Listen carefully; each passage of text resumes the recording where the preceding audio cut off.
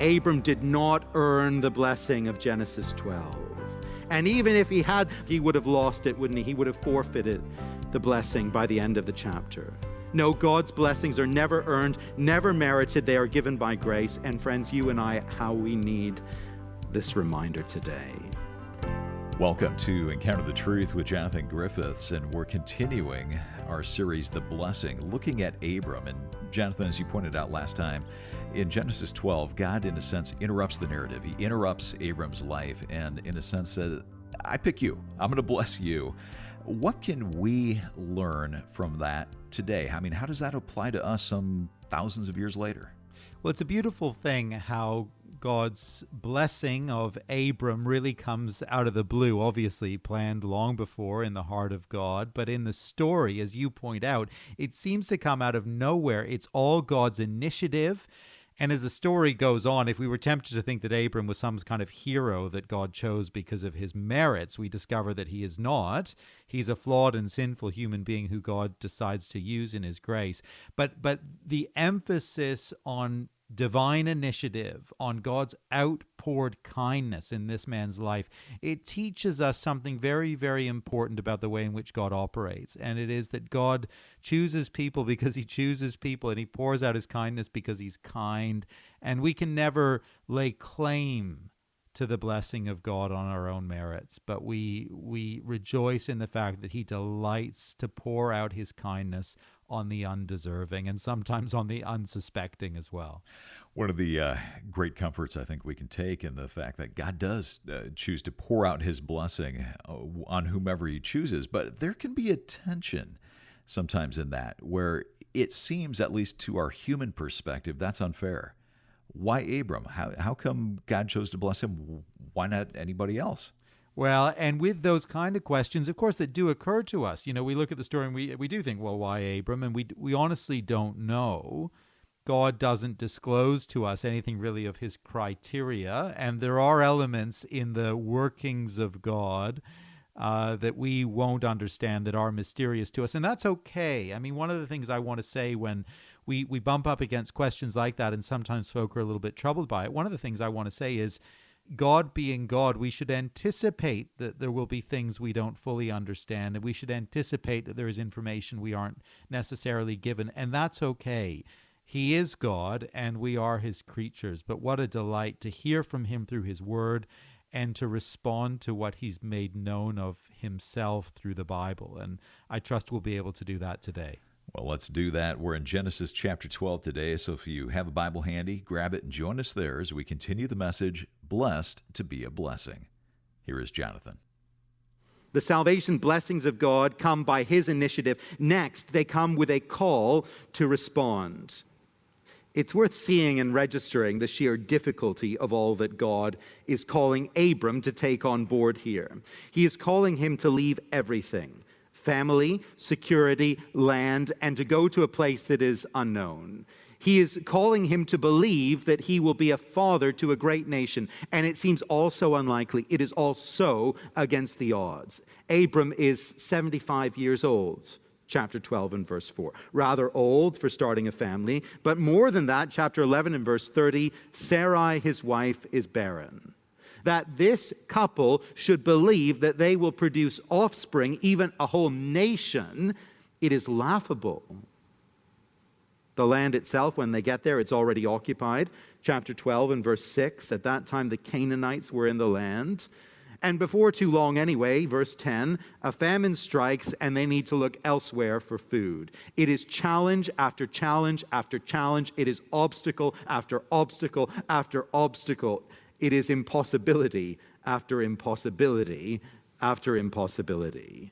But God, without any hesitation, without any irony, without any embarrassment, calls Abram to believe and then go. And here's what we are told happened, verse 4. So Abram went as the Lord had told him. In the gospel of Jesus Christ, God promises to take messy lives. He promises to take broken people like you, people like me, and on the basis of the death and resurrection of his Son, he promises to forgive us, to accept us, to welcome us into his family, to bring us to his heavenly home, to bless us in all eternity.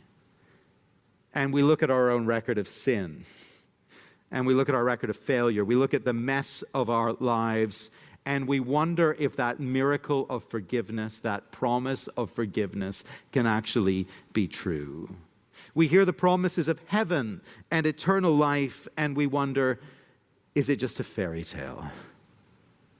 We hear the promise that God will take us and carry us all the way home, and we look out at the hard road ahead, and we know the obstacles, and we know the challenges, we know the difficulties, we know the griefs on the way, and we wonder, is this journey actually feasible? Can I make it? There's opposition en route. There's a famine, a crisis, an illness, a difficulty, a loss. If we started out believing, we wonder if we can keep on believing. And then, of course, there's the question of our own comfort here in this world. We're not told this at the outset of the chapter when we first meet Abram, but a little later we discover that he actually had done quite well for himself in Haran. Notice verse 5 with me. And Abram took Sarai his wife and Lot his brother's son and all their possessions that they had gathered and the people they had acquired in Haran, and they set out to go to the land of Canaan. When Abram and his household left their home at the Lord's command, it seems like they needed a little fleet of moving trucks to help them. The shipping containers were lined up on the driveway. They weren't in a bachelor apartment with a couple of sticks of IKEA furniture. They weren't impoverished students. No, Abram and Sarai had quite the setup in their homelands, quite the household. And the call here is pack up everything. Leave the support networks, the livelihood, the business that was evidently productive and prosperous, and go to a place that is as yet unknown. When the writer of Hebrews reflects on all this, you may remember the profound comments he made in chapter 11 and verse 8. The writer of Hebrews says this, "By faith Abram obeyed when he was called to go out to a place that he was to receive as an inheritance, and he went out not knowing where he was going. By faith, he went to live in the land of promise as in a foreign land, living in tents with Isaac and Jacob, heirs with him of the same promise. For he was looking forward to the city that has foundations, whose designer and builder is God." Abram was a man of faith. He wasn't just looking forward to a nice piece of real estate in Canaan. No, his eyes were set even beyond that to eternity. He was looking to the city above, to his more permanent home. And because of that, he was willing to do some risky things, some things that on human terms look pretty ill-advised. He was willing to leave home. He was willing to leave his extended family. He was willing to leave those support networks and all that was familiar. He was willing to set out on this journey. And in all this, Abraham is, of course, for us a model of faith. He's a model for each of us because as we put our hand in the hand of the Lord Jesus and we entrust our life to him, as we commit to follow him day by day and for all the years ahead, we are actually turning our back on all that is familiar. We are turning our back on all that is tangible and apparently safe, and we are entrusting ourselves, our future, our everything, to the promises of God. We are relying on his blessing. And we are setting our sights on an unseen homeland above. We see it, don't we, in the call of Jesus to those fishermen all those years later. "Come, follow me, and I will make you fishers of men." And immediately they leave their nets and they get up and they follow him. We see it today, don't we, in stories of those who have heard the call of the gospel to trust and to follow Jesus and who have quite literally had to leave their homes and their families because their family rejected them and they've set out to go they know not where. We see it in the stories, don't we, of those who have left their homes because of the call of the gospel to make Jesus known in other places. Far-flung, unfamiliar, perhaps dangerous places in the work of missions. We see it in the stories of those who have left financial security and worldly stability, worldly ambition to serve in the work of the gospel vocationally. We see it in the stories of many among us here who have decided to trust in Jesus, to hope in heaven, to live to serve him, and who have set aside those petty ambitions of the world, the drive for success or fulfillment or wealth in this world, who have stopped putting all their hope in this present world, and who have decided to live for him and for the world to come. Go from your country and your kindred and your father's house to the land that I will show you. And Abram did. And in the gospel, the call is the same actually for you and for me. I wonder if you've ever heard that call. I wonder if you've ever heard that invitation to follow Jesus, to trust Jesus, to set your sights on heaven above. I wonder if, like Abram, you're ready to respond in faith to the call of God. And I wonder if, having heard that call before now, as most of us have, having responded perhaps in years gone by, I wonder if you and I today are still trusting in the promises of God, delighting in the blessings of God, longing for the home that he's prepared for us, and holding lightly to this present world all the while.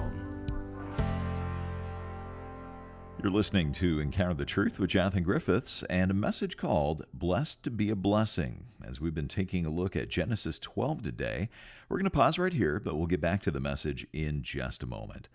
If you ever miss a broadcast, you can always come to our website and you can stream the program through your computer or mobile device. You could also download a copy, just an MP3. You can get that for free, and that way you can listen to this program whenever it fits your schedule.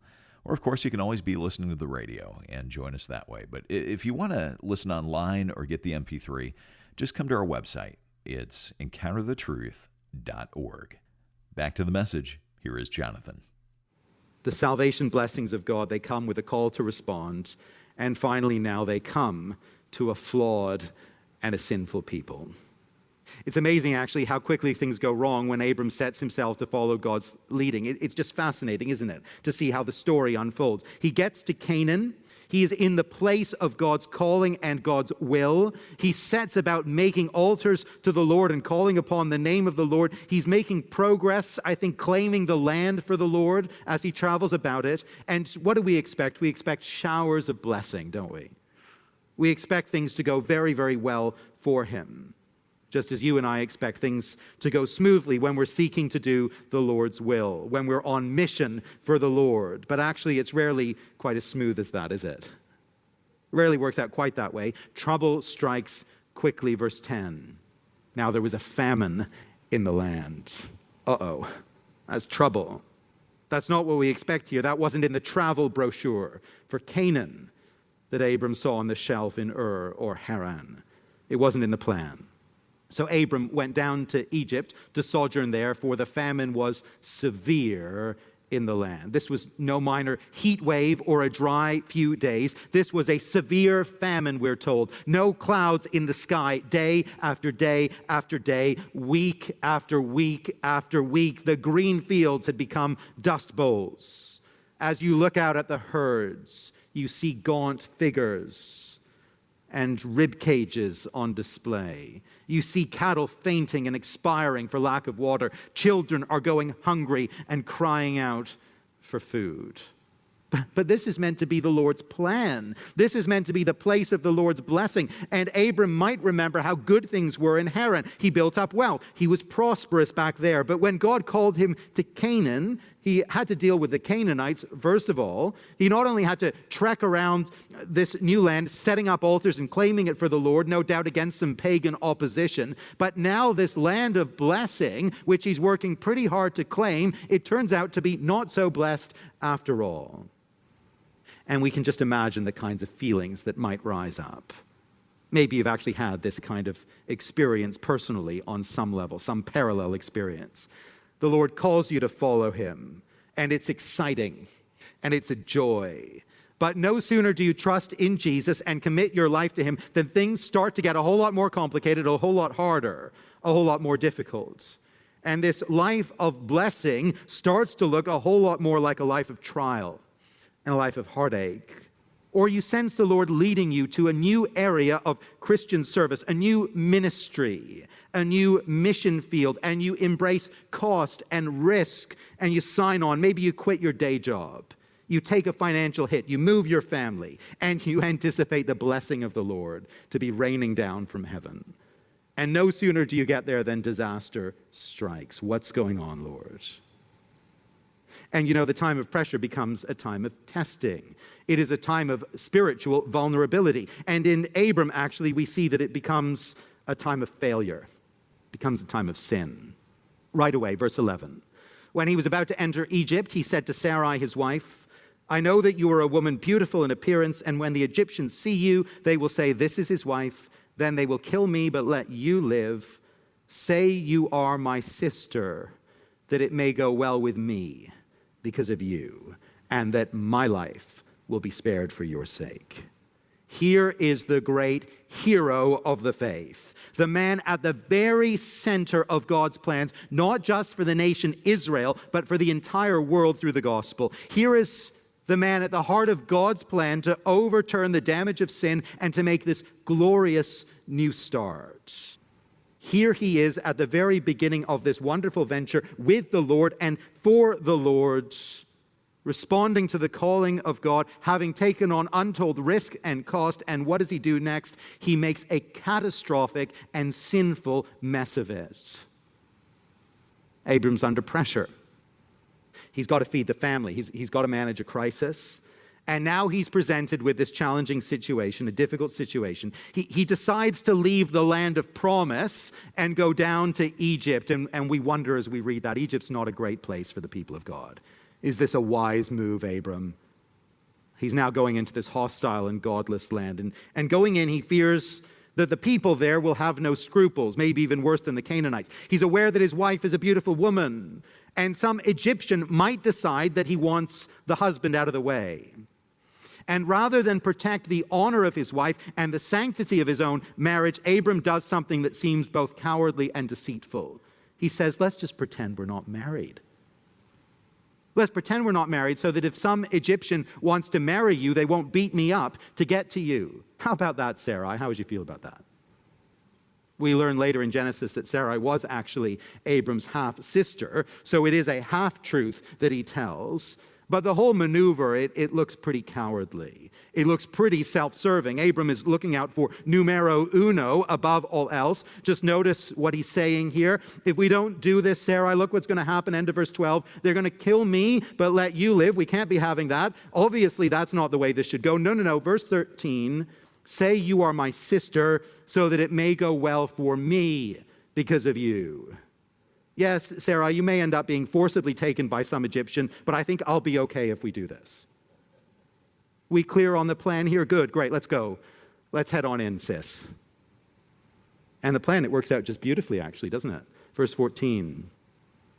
And when Abram entered Egypt, the Egyptians saw that the woman was very beautiful.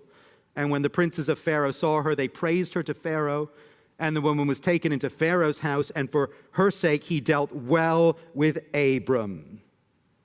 And he was given a sort of dowry for his sister. He had sheep, oxen, male donkeys, male servants, female donkeys, and camels. Sarai's dignity reduced to nothing, taken into Pharaoh's harem. But Abram, he does really well out of the deal on one level. He's lavished with riches. And whatever shame or pangs of regret he feels, they are soothed by his immensely increased wealth. It seems to be going well in some way, but that's only for the short term. Although Pharaoh doesn't know it, he has become guilty of adultery, and God judges him and his household with plagues. He soon discovers what has really gone on here, and he summons Abram for an explanation. And rather than punish Abram, as he might well have done, he proceeds actually in what seems like a relatively decent way, at least in comparison to Abram. He is rightly outraged, but he sends Sarai back to her husband, and he sends the whole lot of them on their way with all the riches they had gained in the process. Verse 20, and Pharaoh gave men orders concerning him, and they sent him away with his wife and all that he had. And so Abram does actually end up back where he should have been, back in the promised land, but he ends up there now because Pharaoh of Egypt has expelled him and forced him to go back.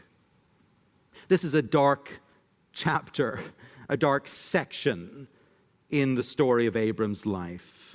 The hero of faith becomes immediately a catastrophic failure of discipleship. It's sordid, it's cowardly, it's ugly. It's a shocking way, really, to end one of the most hope-filled, promise-rich, theologically significant chapters of the Bible. Why did it go like this? What is the Lord telling us here? Well, a few things, I think. He's driving home the point, isn't he, that Abram isn't the hero of this story. He's driving home the point that salvation comes from the Lord himself and no one else. It's God's plan, God's blessing, God's gift. The hero of the story, just like the hero of every other story in the Bible, the hero is God himself. He's driving home the point, isn't he, that salvation is not something we ever earn. Abram did not earn the blessing of Genesis 12. And even if he had somehow managed to earn it at the start of the chapter, he would have lost it, wouldn't he? He would have forfeited the blessing by the end of the chapter. No, God's blessings are never earned, never merited. They are given by grace. And friends, you and I, how we need this reminder today. How we need this encouragement, actually. Because the fact of the matter is this, and I think we all know it if we're being honest about it. The fact of the matter is this: we are all messy characters, aren't we? We are messy characters who sin and fail and get it wrong. And if that first recipient of the salvation blessings of God had been a flawless hero, if Abram's record had been perfect, you and I might read that story and imagine that we could never reach the place, attain the place of being ready to receive the salvation blessings of God. But the wonderful gospel reality is that God chooses to save and to bless and to use weak and flawed and sinful people. Amazingly, the failures of God's people don't stop his plan. They don't ruin his salvation purpose. Abram could well have feared that his failure here in Egypt, his compromise, his cowardice, his sin, he could well have feared that this would destroy and derail God's plan to bring blessing to the world through him. But wonderfully, that wasn't the case. That didn't happen. You and I may well feel that we've made a mess of things in our Christian discipleship. Do you ever feel like that? We've made a mess of things in our Christian service. You ever feel like that? We may well look back on sin and foolishness in our own life and wonder if we have now rendered ourselves useless in the service of God. You ever wondered that? We're now simply just a hindrance to his mission, hindrance to his work, hindrance to his plan. But if Abram is anything to go by, and I believe he is, if his story teaches us anything, and I think it does, it teaches us that God doesn't give up on his failed people very easily. He doesn't cast aside his blessed and his saved people. And he still uses such people, failures and all, sin and all, he still uses such people for significant work within his kingdom. And so if today you are staring in the face some kind of compromise or sin or failure, and you're wondering today, is God finished with me? Can my life be of any use to him any longer? If you're thinking that, if that burden of concern is on your heart, may I invite you to consider Abram in Egypt. Consider that the story goes on. Consider the patience and the kindness of God, and may I encourage you, take heart today. Salvation blessings of God, they come by his initiative and his grace. Praise him. They come with a call to respond in faith. Have you responded to that call? And are you still responding to it today? They come to a flawed and a sinful people. And friends, that means there's hope for you and there is hope for me. There is a place for us, even us, imagine it, within the plans and the purposes of God. Jonathan Griffiths here on Encounter the Truth, wrapping up our message, Blessed to be a Blessing, the first in our series simply called The Blessing. Well, we're glad that you've joined us today, and we want to let you know that this program is made possible because of your generosity. And as you give a gift of any amount this month, we want to say thank you by sending you a book called Everything a Child Should Know About God. It's written by Ken Taylor, and it's our thank you gift to you as you give a gift of any amount this month. You can find out more or give online when you come to encounterthetruth.org or call us at 833-99-TRUTH. Again, our website, encounterthetruth.org, and the phone number, 833-998-7884. Well, thanks for listening today. Thanks also to our producer, Mark Bretta. For Jonathan, I'm Steve Hiller. Join us next time for Encounter the Truth.